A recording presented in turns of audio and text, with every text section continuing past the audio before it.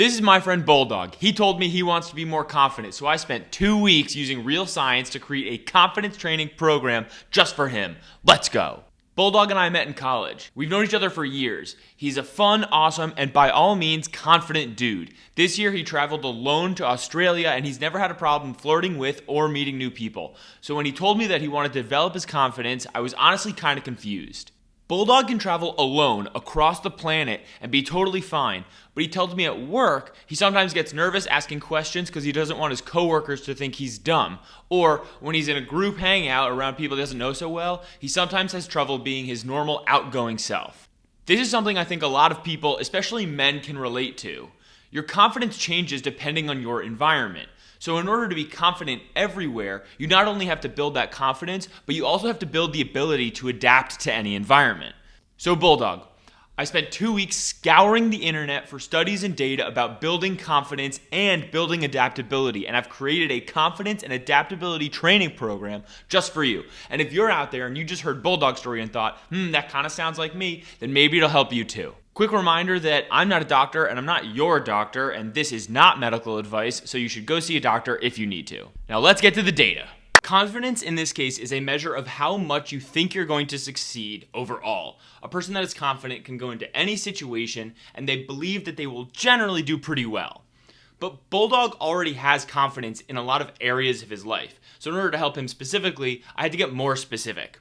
What's more helpful in this situation is a thing called self-efficacy. Self-efficacy is how much you think you'll succeed in a specific task. If confidence is general, self-efficacy is very specific. A basketball player has high self-efficacy when it comes to making layups, but probably poor self-efficacy when it comes to playing the saxophone. The man who pioneered this idea of self-efficacy, Albert Bandura, said that it's not enough for someone to have the skill to succeed at a task. They must also believe they can succeed both in normal and challenging environments. Bulldog, I'm hoping this is more helpful for you because we can take the specific situations where you want to improve and plug them into a self-efficacy improvement plan. And I hope that will be more helpful and show better results than just generally trying to improve confidence. Lucky for us, Albert Bandura already has a self-efficacy improvement plan totally ready to go. You can improve your self-efficacy in 4 ways, according to him, and the ways go from most effective to least effective. First is past success, which he calls active mastery experience. You've done it before, so you can do it again. Next is observation of others, which he calls vicarious experience.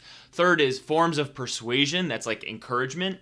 And fourth is your mood and your physical ability to complete the task. So someone who has a high self-efficacy in a work environment, for example, has already seen success in their job. They've also asked questions and gotten feedback and improved their work because of it. So they've seen past success. They've also seen others succeed at their job, and they've seen which behaviors led to that success and ideally copied them or tried to improve them. They're also encouraged by people around them, especially people they look up to, like bosses and other coworkers. That encouragement is realistic, though. It turns out that unrealistic encouragement is ineffective.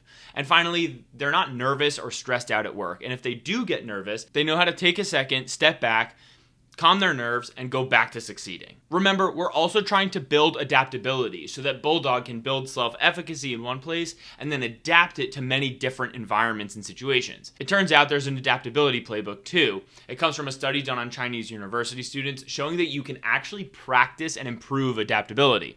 According to the study, it helps if you have a real desire to improve in a specific area. They call that learning goal orientation. It also helps if you have a capable mentor and confidence in your ability to improve.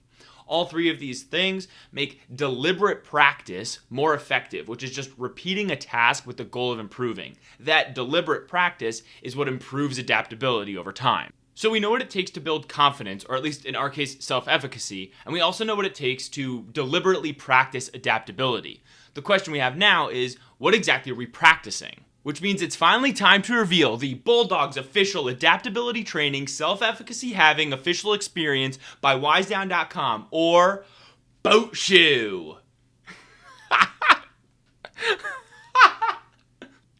So step 1 of Boat Shoe is to find a supervisor or a mentor. In the workplace, this looks like someone who you actually like as a person, someone who's willing to answer your questions, someone who's seen past success in their job so that you can observe that and hopefully copy it and learn from it. And fourth, someone who will encourage you. In social situations, this is going to be the person that you know the best at the function, or the person you are most comfortable with. Ideally, they do the same thing that a supervisor would do. They'd encourage you to talk to people, they can answer questions about other people at the function, whatever it is. So this checks off the observation of others and forms of persuasion and encouragement from the self-efficacy checklist. It also checks off a capable mentor from the adaptability checklist. So far, so good. Dude, I told you I was going to put in some work for you. Come on. Next, we're keeping track of wins and losses. Open up the Notes app or start an email chain to yourself, whatever you want to do. When you feel like you hit a win, you asked a great question in a work meeting, or you spoke your mind in a group setting, write it down and a couple details about what happened to help you remember. If you chickened out, write that down too. Keeping track of wins will give you solid proof of past success, and keeping track of losses gives you feedback about what you need to continue to improve in the future. So keeping track of wins and losses checks off the past success in the self-efficacy checklist and the confidence and ability in the adaptability checklist. Finally, 3. When you feel anxiety kind of taking over in any of these situations, take a step back and take a few deep, slow breaths until you feel better. Keep your stress down, keep your heart rate down, keep yourself from overthinking. Multiple studies show that slow, deep breaths can help relieve stress over time.